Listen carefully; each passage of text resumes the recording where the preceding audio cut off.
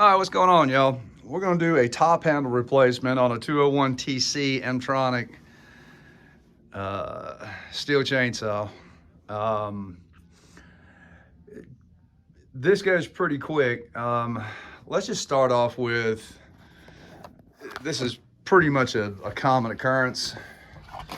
These saws can't take a bounce. These break so easy. And before you get the idea that you're going to be cute and save a couple of bucks and just buy this half of the handle housing with the carburetor box and this little piece over here, don't do it. You've still got a wiring harness in here, and what you'll end up with is typically from the pull, shock, whatever, you're going to stretch one of these wires and the wiring harness isn't going to be any good. Your end result will be, when you put it all back together, you'll pull the cord, it'll fire 2-3 times, you'll get pop, pop, pop, and then it shuts itself off. When it doesn't get a signal from the ignition coil to the carburetor, it stops. So even though those lines visually may be okay, they're very, very fine. And if you stretch it enough, the wire will break inside, and then the silicone coating on the outside of it will still look fine, and you have no idea why your shit won't run. So anyway, let's try and make this as quick as possible.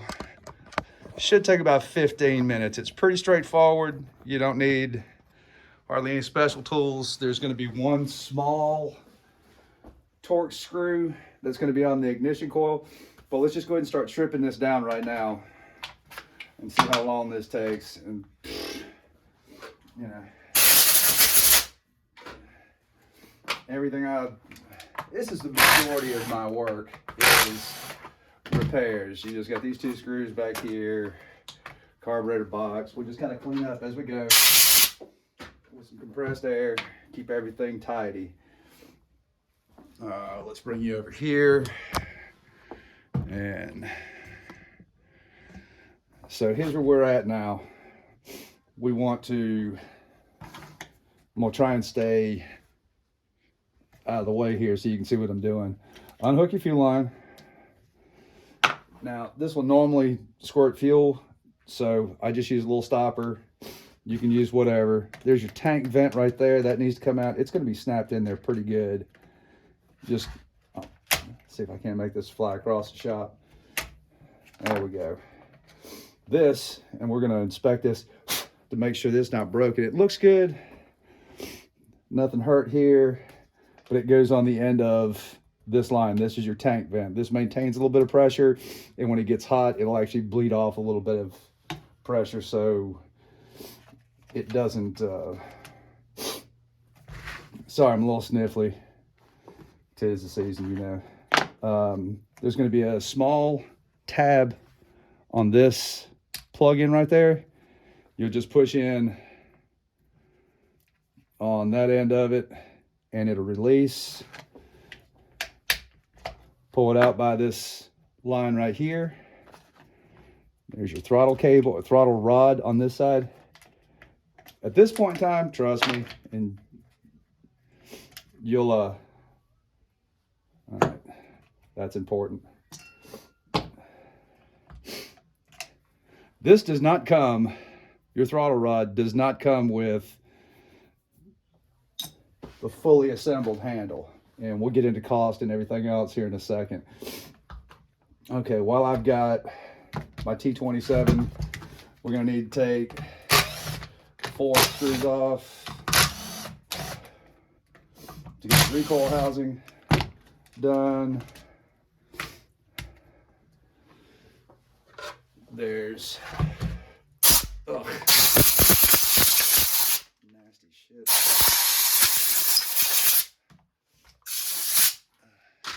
These saws are a magnet for dirt. All these nooks and crannies. There's a tiny ass T27 screw here.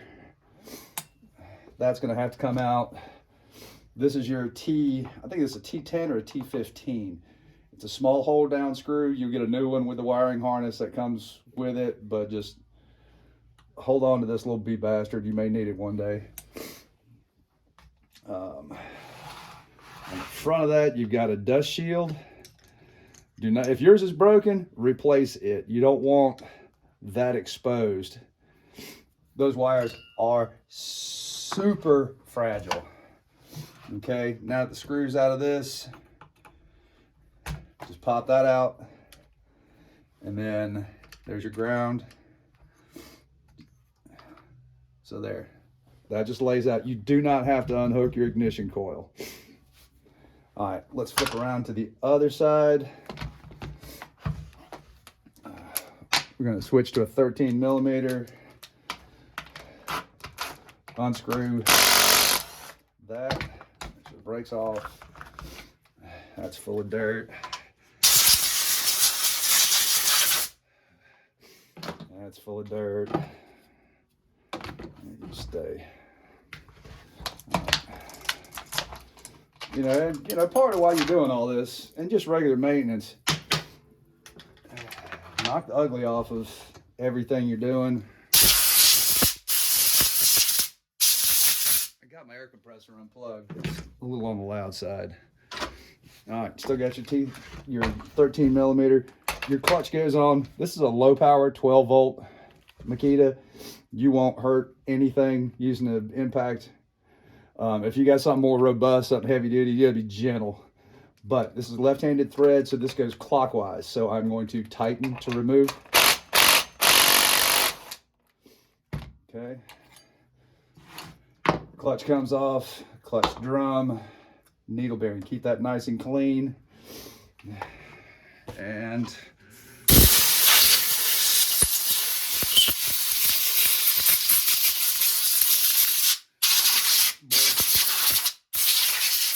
more cleaning, more dirt.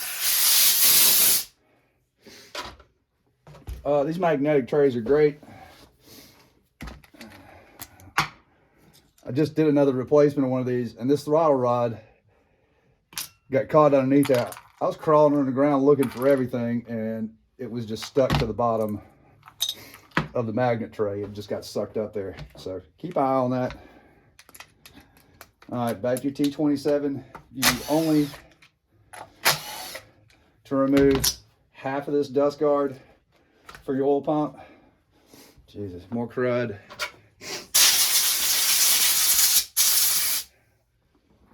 And let's get some of this out of there.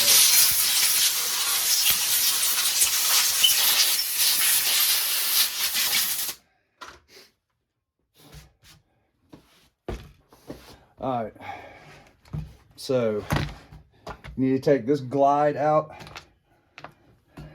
That helps kind of keep your chain centered on the bar. The reciprocating one is, well, should be right there. It's not. I'm gonna take that out. Just a little reminder when you're working on these, the short stubby ones are for your dust cover. The longer ones go, whoops, up here. Somebody's put the wrong one back in on this. All right, swing around. You got a couple of more things. Here's your rear AV mount. That comes out. Here's your impulse line. This gives you vacuum and pressure impulses to the carburetor to tell it go faster or slower. Be gentle with this intake boot. These are, I've actually smoothed these off so there's nothing sharp or pointy. Just nice and gently feed that back through there. Got one more down here that holds your AV spring mount on. And just like all the 201s in existence that aren't brand new, that spring's all fouled up. We'll get to some of the benefits of just buying the entire new top handle. You've got a rubber grommet right here. Make sure we're still good. Okay. You want this to come out from the starter side. I'll take that around a little bit. It's a tight fit, but it does slide right through. There is a little, let's see if we can get in there. There's a little nub right there that fits into a hole in the case right there. Clean some more gook out of here.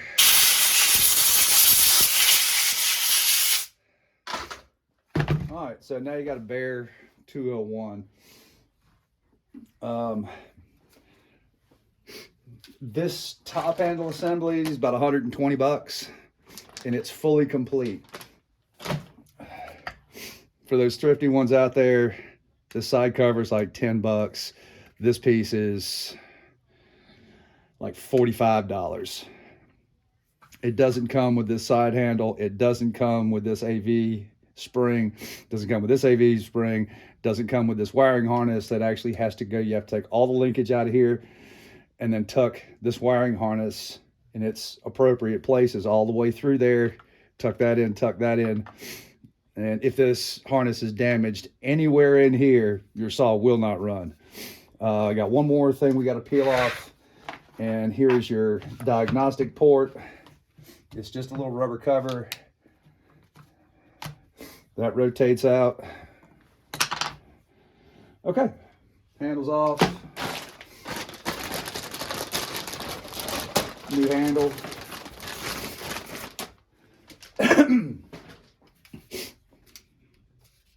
These individual springs right here, they're like 15 bucks a piece, 18 bucks a piece.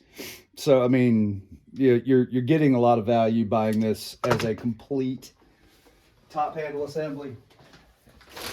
And let's see. There's your part number right there, 1145 790 1008. All right, so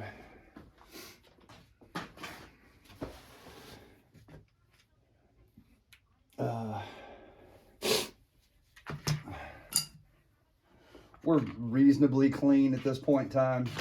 You know, the only thing we're trying not to do is get anything in the intake. Everything else should be all right. All right. Step one, we're going to snake this connector through here. It's a tight fit, and then, so if I got to fumble with it, come on, babe. There we go. For kicks and snickers, let's go ahead and put this end in first, which will locate that rubber grommet in the respective case hole. All right. First thing you want to do, and you'll have to take this wrap cable, and it's going to have to shoehorn into or in between the crankcase housing gently. Don't use anything sharp. You do not want to hurt this harness. Little tiny T27. Start that by hand. You don't want to, just, and then I'll go through and hand torque most of this stuff. Just snug, man. You're screwing into magnesium. It's soft. This is going to have to be flipped around because it goes, screw goes on the bottom and the plug-in is up here. Sorry, my hands are all in the way. All right, but I still need the wiring. Here, let's try that again. I need the wiring on the outside because it needs to tuck into that dust shield that goes right here. I don't want that pinched up in the handle housing. So leave that out. There we go. That's how it should look right there. Make sure you can see that.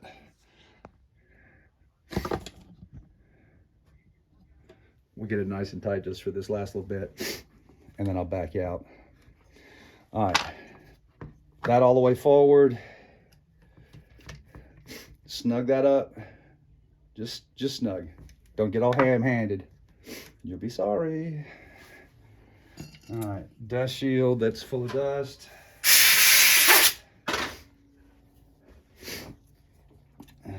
You'll want to tuck We're going to tuck the black wire in right there. This right here is where these wires get tucked. All right, I'm gonna back you out so I can get in just a little bit. There we go.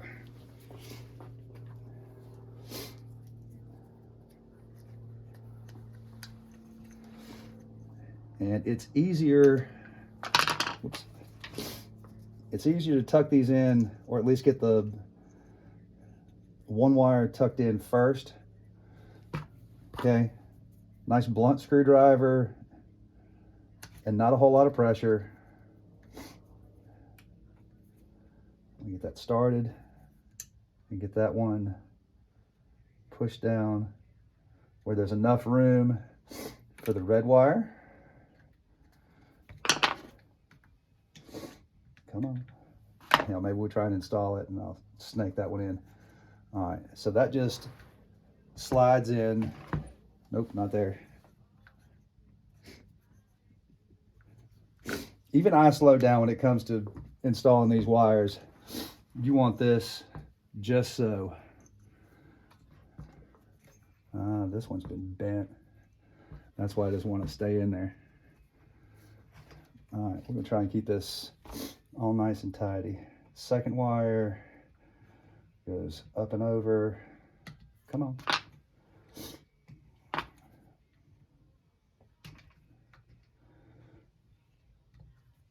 Nope, I have to go under. Sorry, this should have gone a lot smoother. It always does when I'm by myself and not live on camera. All right, get in there. Okay, gently press that in. Don't damage this wire. Pain in the ass to replace. Boy, that sucks. That thing's been bent and it doesn't lay in there just right. I may go back and redo this. I've got a couple of spares of these. While we're here, this is not going to lay in there like you want it to. It's going to have to be driven in. So just get this lined up where that goes nice and straight. And that pulls it too. Again, don't get all crazy with the torque on this. That metal's really soft. Okay. Recoil housing goes back on.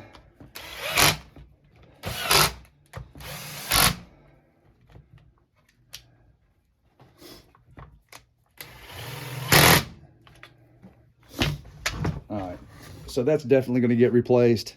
If that doesn't lay in there like it's supposed to, you don't want that exposing your wiring. All right, let's flip over to the other side and repeat. Okay.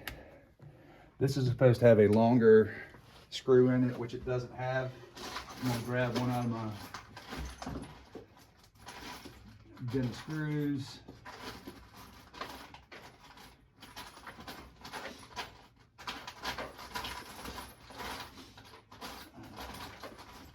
There we go. Gotcha. All right, so this will actually give a little bit more holding power than a shorter screw. There's that. Let's put the glide back in. That goes down just like that. I guess while we're working on this side, there is a slide right here. So we want to tuck that tab underneath this piece first, and then right here, that little piece right there slides right in. That should be nice and flush. Everything should snap in. These things are so tightly engineered. Everything should fit like it belongs. If you're having to force something, you're doing it all wrong. Anytime you've got your needle bearing off, let's put a little dab of grease on that, and let's clean up the shaft. giggity. For those of you who watch Customer States What. Slide that down. This is the only time you'll actually, this doesn't get greased except for just the random runoff. Now, let's make sure you can see this. All right. That star drive fits in there. See, I just dropped down. If you, let's see, you see that? No, not really. Just take my word. You'll see what I'm talking about when you do it yourself. Rotate that until it drops down into place. All that'll be flush. If you try and drive this clutch on, ask me how I know. All right, now we're going to go backwards. We're going counterclockwise. All right. Again, that Makita doesn't have a ton of torque. All right, so that's on there. Make sure everything slides like it should. That's good. All right, a couple things left down here. Intake boot, impulse line. Let's clean up this impulse line. I don't want any dirt getting in there. All right. Take in just a little tighter. First things first, I want you to get this through there. That you can do later. It'll slide in by its later. All right, so we're going to slide this over. Come here, you. Start there. Don't push it all the way down yet. This, bring it up flush and then push up on it. There is like a little retaining ring molded into this plastic and a groove in that rubber line. I'm going to use these. They're old, they're smooth, no sharp edges, nice and gentle. When you put this in, just twist a little bit, and that should, you want it to set. It lays in there perfectly, just like that. Those line up and it's flush against there. Now we want to reinstall the big hook. Goes up here into that. Lay it off to the side. Now I'm getting ready to get up in your way here. Clean the carburetor off. This diffuser has a notch in it. Let's see where we're at right here. Okay, notch right there, notch right there. Lay that in there. All right, it should snap in. This one's a little older, so it's not as tight. First thing you want to just hold that in place. First thing you want to do is put your choke rod in. Gas line up in the air. Choke lever. Rotate it around. Reach in here with some long needle nose. Hold it up here. Boy, you can't see anything I'm doing. So sad. And that goes into the smaller hole. Whoops. That goes into the smaller hole. There's 2 slots. Get in there.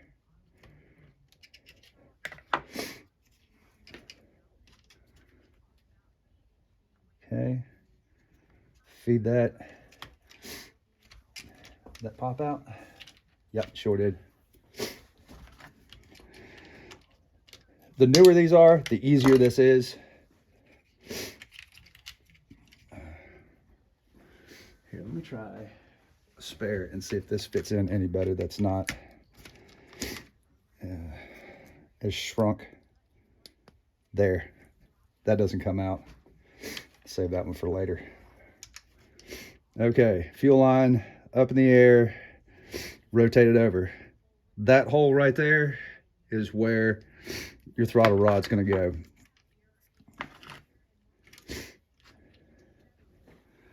Okay, right there. Rotate all that. Get in there. Rotate that around. So now, when you slide that in, it should be there.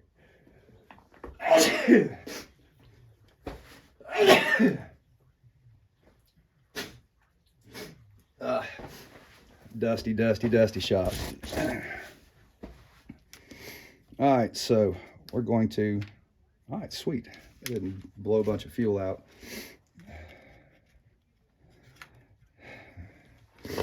Fuel line gets hooked up. This has its little home right here, and it does push and snap and locks into place. Last thing, let's plug in your carburetor to your wiring harness. That slides in and snaps into place. Just make sure that the tab goes correctly. We've got diagnostic port cover to put back on. Let's clean that up.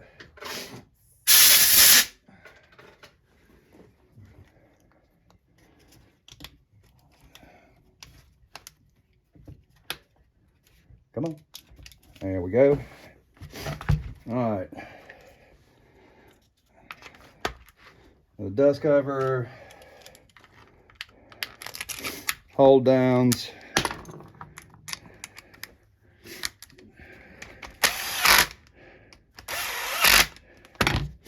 Now, you'll know right away if this is seated correctly. Your air filter should just lay in there like a glove there and snap in. Otherwise, you need to go back and check, make sure that that air divider isn't set in there. But when you push down on the carburetor, it shouldn't wiggle, wobble, or whatever. It should be pretty firm and flush up against that housing. All right, filter cover back on. One last screw, your rear anti-vibe.